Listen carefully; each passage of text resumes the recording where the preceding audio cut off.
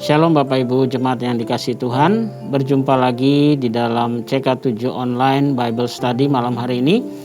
Nah, malam ini kita akan melanjutkan pembelajaran kita dalam kitab Hakim-Hakim pasalnya yang ke-16 ayat 1 sampai 31. Nah, di situ ada 3 perikop ya. Yang pertama di sini mengenai Simson waktu dia di Gaza. Yang kedua mengenai Simson dan Delila. Dan yang ketiga bagaimana akhir daripada hidup Simson, bagaimana kematiannya. Karena itu sebelum kita belajar, mari kita datang kepada Tuhan. Mari kita menyembah Tuhan, kita minta hikmat dan wahyunya supaya kita bisa menangkap pelajaran pada malam hari ini. Mari kita sama-sama datang kepada Tuhan.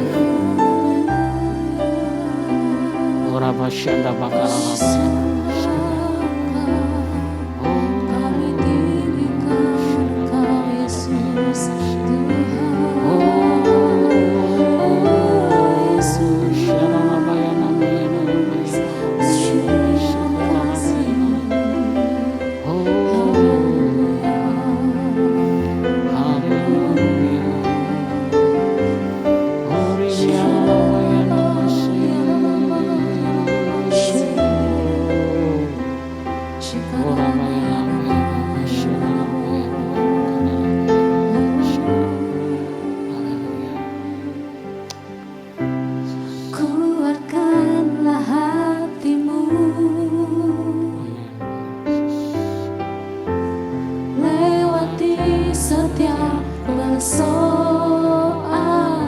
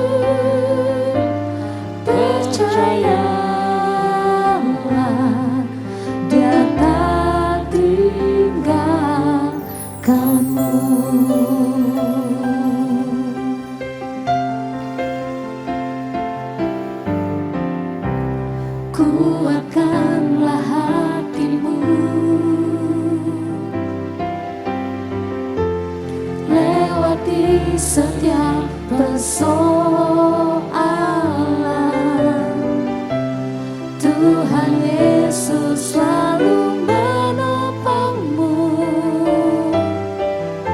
Jangan berhenti harap padanya.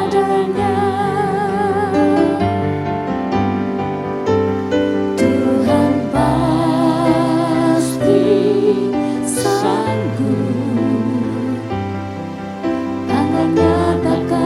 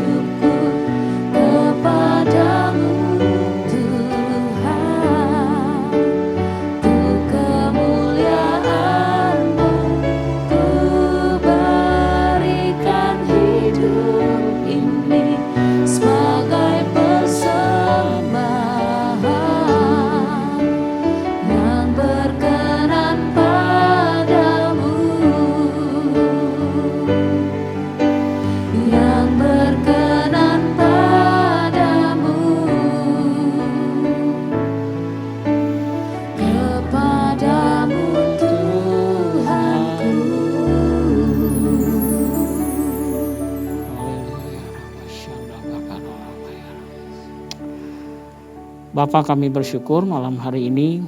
Terima kasih buat kesempatan kami boleh belajar kembali pada malam hari ini firman-Mu. Kiranya hikmat dan wahyu turun atas kami semua, dimanapun kami berada, baik itu di rumah-rumah, kami semua boleh belajar pada malam hari ini Bapa. Urapi hamba-Mu dan juga kami semua, supaya kami bisa mengerti dan menjadi pelaku daripada firman-Mu ya Tuhan. Kami berdoa menyerahkan firman ini ke dalam tangan-Mu, biar kami semua mengerti dan menjadi sungguh-sungguh pelaku firman-Mu yang akan diberkati oleh Tuhan. Di dalam nama Tuhan Yesus kami siap untuk belajar malam hari ini. Amin. Baik Bapak Ibu yang dikasihi oleh Tuhan, kita akan baca dulu ya ayatnya di dalam Hakim-Hakim pasalnya yang ke-16. Nah, di sini ada 3 perikop ya yang akan kita belajar. Yang pertama kita akan lihat dulu bagaimana apa sih kejadian Simson itu waktu dia di Gaza ya. Saya akan bacakan firman-Nya. Simson di Gaza, pada suatu kali ketika Simson pergi ke Gaza, dilihatnya di sana seorang perempuan sundal ya. Lalu menghampiri dia. Ketika diberitahukan kepada orang-orang Gaza, Simson telah datang ke sini, maka mereka mengepung tempat itu dan siap menghadang dia semalam-malaman itu di pintu gerbang kota. Tetapi semalam-malaman itu mereka tidak berbuat apa-apa, karena pikirnya nanti pada waktu fajar kita akan membunuh dia. Tetapi Simson tidur di situ sampai tengah malam. Pada waktu tengah malam bangunlah ia, dipegangnyalah kedua daun pintu gerbang kota itu, dan kedua tiang pintu dicabutnyalah semuanya beserta palangnya, diletakkannya di atas kedua bahunya, lalu semuanya itu diangkatnya ke puncak gunung yang berhadapan dengan Hebron. Ya, jadi satu perikop ini coba kita belajar melihat ya Bapak Ibu. Ada satu moralitas yang sangat rendah. Ini kontradiksi sekali. Karena di satu sisi dia seorang nazir Allah yang sedang dipakai oleh Tuhan. Tetapi di satu sisi moralitasnya sangat rendah sekali. Ya, dia benar-benar masih dikuasai oleh hawa nafsunya. Ya, di sini dikatakan tadi waktu di Gaza dia melihat perempuan sundal, artinya pelacur, lalu dia menghampirinya. Ya. Nah, di sini kita melihat ya Bapak Ibu di mana seorang nazir Allah ya itu harusnya dia sudah punya penguasaan diri ya, apalagi terhadap hawa nafsu dan keinginan dagingnya. Itu yang pertama yang kita belajar di perikop di Gaza ini ya Bapak Ibu. Nah, kita lanjutkan yang berikutnya. Di sini Simson dan Delilah ya. Nah, sesudah itu Simson jatuh cinta kepada seorang perempuan dari lembah Sorek yang namanya Delilah. Lalu datanglah raja-raja kota orang Filistin kepada perempuan itu sambil berkata, Cobalah bujuk dia untuk mengetahui karena apa kekuatannya demikian besar, dan dengan apakah kami dapat mengalahkan dia dan mengikat dia untuk menundukkannya. Maka kami masing-masing akan memberikan 1.100 uang perak kepadamu.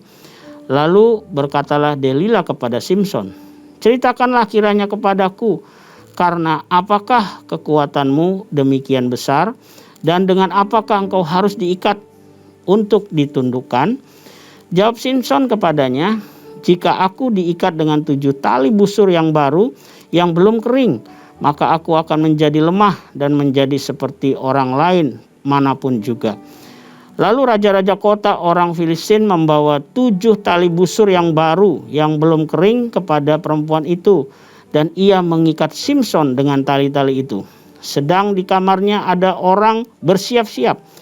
Kemudian berserulah perempuan itu kepadanya, orang-orang Filistin menyergap engkau, Simson. Tetapi ia memutuskan tali-tali busur itu seperti tali rami yang terbakar putus apabila kena api, dan tidaklah ketahuan di mana duduk kekuatannya itu. Ayat 10, kemudian berkatalah Delilah kepada Simson, sesungguhnya engkau telah mempermain-mainkan dan membohongi aku. Sekarang ceritakanlah kiranya kepadaku, dengan apa engkau dapat diikat. Jawabnya kepadanya, jika aku diikat erat-erat dengan tali baru yang belum terpakai untuk pekerjaan apapun, maka aku akan menjadi lemah dan menjadi seperti orang lain manapun juga. Kemudian Delilah mengambil tali baru, diikatnyalah dia dengan tali-tali itu dan berseru kepadanya, orang-orang Filistin menyergap engkau Simson. Di kamar ada orang bersiap-siap, tetapi tali-tali itu diputuskannya, tanggal dari tangannya seperti benang saja. Berkatalah Delila kepada Simson, "Sampai sekarang engkau telah mempermain-mainkan aku dan membohongi aku. Ceritakanlah kepadaku dengan apakah engkau dapat diikat."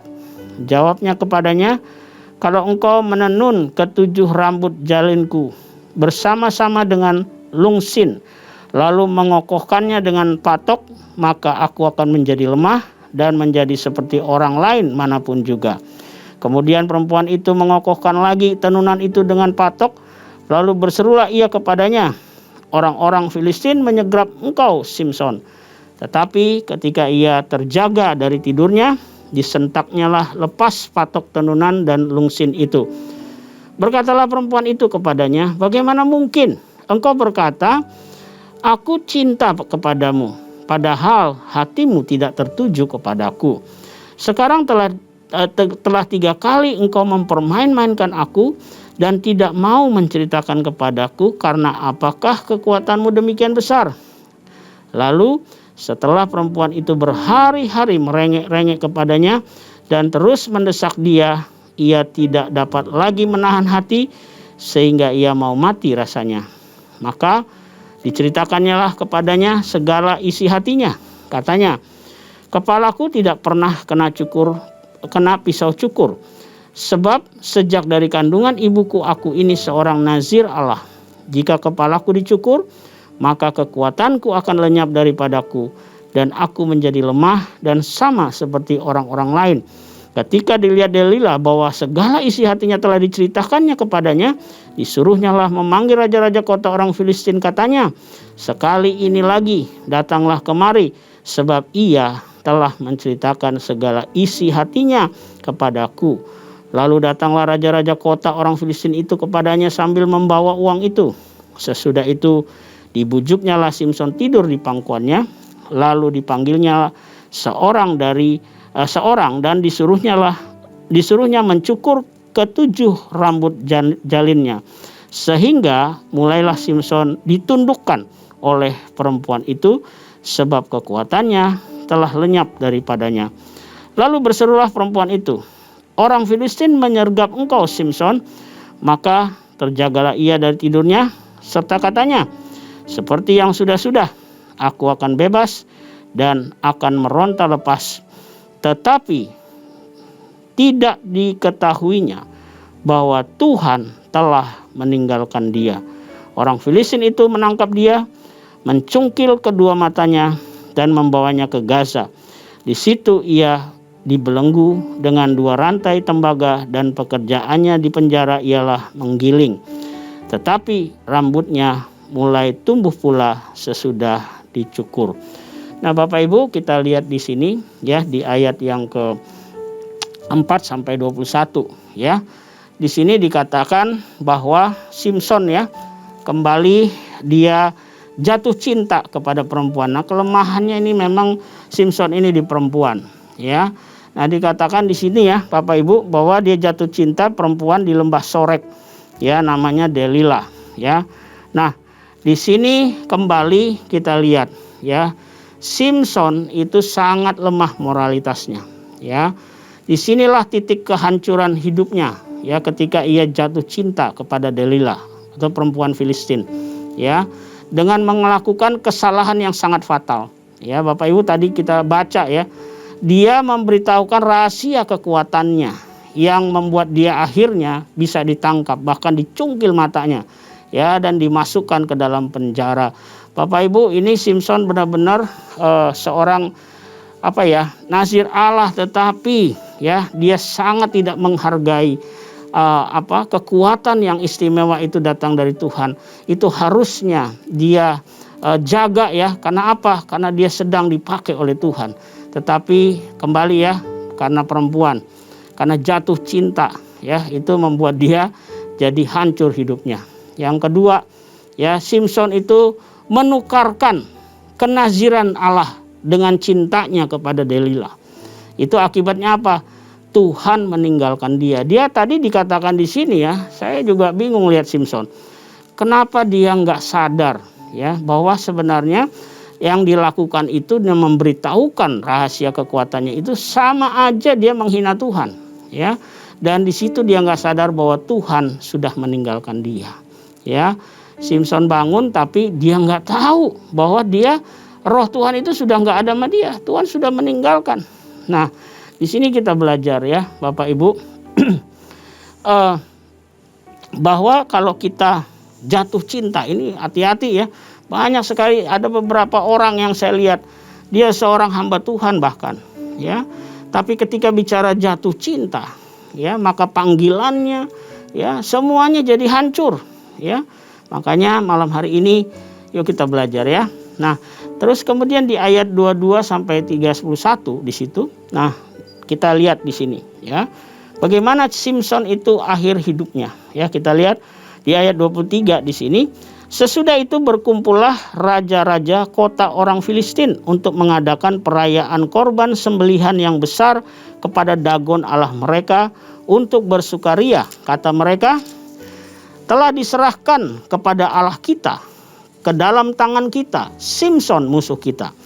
Dan ketika orang banyak melihat Simson, mereka memuji Allah mereka sambil berseru, telah diserahkan Allah kepada kita ke dalam tangan kita musuh kita, perusak tanah kita, dan yang membunuh banyak teman kita.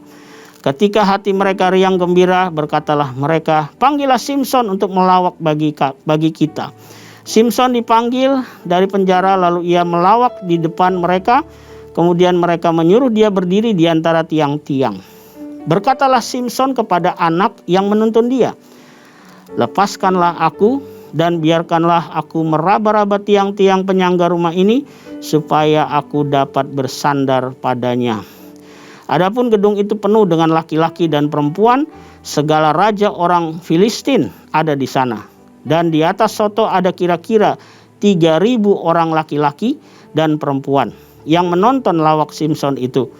Berserulah Simson kepada Tuhan, katanya, ya Tuhan Allah, ingatlah kiranya kepadaku dan buatlah aku kuat sekali ini saja, ya Allah, supaya dengan satu pembalasan juga kubalaskan kedua mataku itu kepada orang Filistin. Kemudian Simson merangkul kedua tiang yang paling tengah penyangga rumah itu, lalu bertopang kepada tiang yang satu dengan tangan kanannya dan kepada tiang yang lain dengan tangan kirinya. Berkatalah Simson, biarlah kiranya aku mati bersama-sama orang Filistin ini. Lalu membungkuklah ia sekuat-kuatnya, maka rubuhlah rumah itu menimpa raja-raja kota itu dan seluruh orang banyak yang ada di dalamnya. Yang mati dibunuhnya waktu matinya itu lebih banyak daripada yang dibunuhnya pada waktu masa hidupnya. Kemudian sesudah itu datanglah ke sana saudara-saudaranya dan seluruh keluarganya. Mereka mengangkat dia dan membawanya dari sana, lalu menguburnya di antara Zora dan Estaol di dalam kubur Manoah ayahnya. Ia memerintah sebagai hakim atas orang Israel 20 tahun lamanya. Nah, sampai di sini pembacaan kita, Bapak Ibu. Nah, kita lihat bagaimana akhir daripada seorang nazir Allah yang bernama Simson ya. Nah, Simson ternyata dia membalas dendamnya pada raja-raja kota itu ya, waktu mereka mengadakan perayaan korban sembelihan buat Allah mereka itu Dagon ya. Nah, dendam Simson ini ternyata dipakai oleh Tuhan ya, atas permintaan Simson. Mungkin di sini kita lihat ya, mungkin Simson udah mulai merasa, wah saya harus bertobat nih ya. Saya sungguh-sungguh sekali ini saja Tuhan, pulihkan kembali kekuatanku. Ya, dia dengan dendam Simson ini Tuhan pakai untuk apa? Menghancurkan musuh orang Israel yaitu orang Filistin. Ya. Nah, sayangnya begini Bapak Ibu, ya. Simson yang notabene dia seorang nazir Allah. Dia diberikan kekuatan yang istimewa dari Tuhan. Tetapi dengan kekuatan itu sebenarnya dia sedang tidak sadar bahwa kekuatan itu bisa dikalahkan oleh apa? Oleh seorang perempuan. Bayangkan Bapak Ibu, tragis sekali kan? Ya. Jadi padahal yang mati dibunuh itu lebih banyak katanya. Tetapi sayangnya itu harus dia bayar dengan dia juga mati bersama-sama dengan musuhnya. Ini sangat tragis sekali ya. Nah, apa yang kita bisa belajar ya dari awal sampai akhir mengenai kehidupan Simson. Yang pertama Bapak Ibu ya, mari kita hargai dan taati sungguh-sungguh panggilan ilahi di dalam hidup kita. Ya, apapun resikonya, karena Tuhan menghendaki kita untuk menyelesaikannya dengan baik. Nah, itu yang pertama ya. Jadi kalau Bapak Ibu ada sebuah panggilan dari Tuhan, mari kita hargai itu dan kita taati sepenuhnya ya, sampai itu digenapi dalam hidup kita. Yang kedua, ini yang membuat peringatan ya buat kita. Hati-hati dengan namanya cinta ya. Cinta itu ternyata punya kekuatan untuk menghancurkan panggilan ilahi. Terbukti dari Simson ya. Ya, dalam hidupnya kita lihat itu, kita harus pastikan kalau kita sudah memiliki panggilan ilahi, pastikan kita juga sudah menyalipkan daging dengan segala hawa nafsu kita kepada Tuhan. Kita harus tundukkan itu. Ya, Galatia 5 ayat 24 bilang begini. Barang siapa menjadi milik Kristus Yesus, ia telah menyalipkan daging dengan segala hawa nafsu dan keinginannya. Jadi Bapak Ibu, hati-hati. Siapapun, termasuk hamba Tuhan, kalau kita bicara cinta, wah itu harus hati-hati. Alkitab juga ada tulis ya, cinta itu kuat seperti maut. Hati-hati, karena cinta itu punya kekuatan. Untuk apa? Bisa aja cinta itu menghancurkan panggilan Tuhan dalam hidup kita. Yang ketiga, yang terakhir, apa yang kita bisa belajar Bapak Ibu? Hidup dalam panggilan ilahi itu menuntut seluruh hidup kita di dalam penyerahan yang total kepada kehendak Allah. Ini penting. Kalau kita ada panggilan Tuhan yang khusus, maka hidup kita itu dituntut seluruhnya, sepenuhnya kepada apa? Penyerahan total kepada kehendak Allah. Kalau kita belum menyerahkan seluruh hidup kita kepada panggilan Allah yang istimewa, maka masih ada celah di situ. Ya, kita belajar dari Simson. Ternyata celah dia di perempuan. Dia belum kuasai daging dan hawa nafsunya. Dia belum salibkan itu, ya. Karena itu malam hari ini Bapak Ibu yang dikasih Tuhan, kita yang ada di rumah-rumah, yuk kita renungkan. Ya, apakah kita di dalam panggilan Tuhan kepada kita sudah hargai, kita sudah taati sungguh-sungguh. Karena apa? Ini bisa dihancurkan oleh setan. Dengan cara apa? Tadi ya, perempuan, dan juga bicara cinta tadi. Ya, hati-hati. Karena itu pada malam hari ini, ayo di ayat yang terakhir di sini ya, Galatia 2 ayat 20, saya tambahkan bagian A. Kita harus belajar dari Paulus. Paulus itu punya panggilan khusus, dan dia sungguh-sungguh dan dia serahkan total hidupnya kepada panggilan Allah dalam hidupnya. Ya, dikatakan Galatia 2:20 ayat A, 20a, namun aku hidup, tetapi bukan lagi aku sendiri yang hidup, melainkan Kristus yang hidup di dalam aku.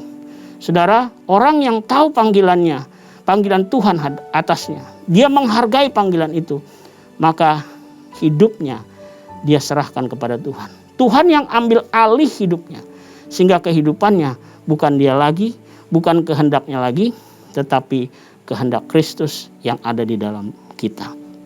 Mari kita belajar malam hari ini ya Bapak Ibu.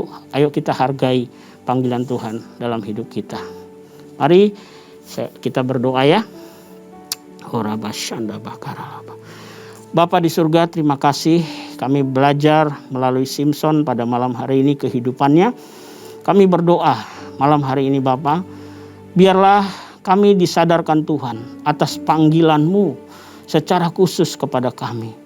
Biarlah kami juga menghargai dan mentaati panggilan Tuhan dalam hidup kami. Dengan meresponi panggilan itu dengan sungguh-sungguh. Dan kami punya komitmen untuk menyerahkan seluruh hidup kami. Tunduk kepada kehendak Tuhan. Kepada panggilan Tuhan yang mulia itu.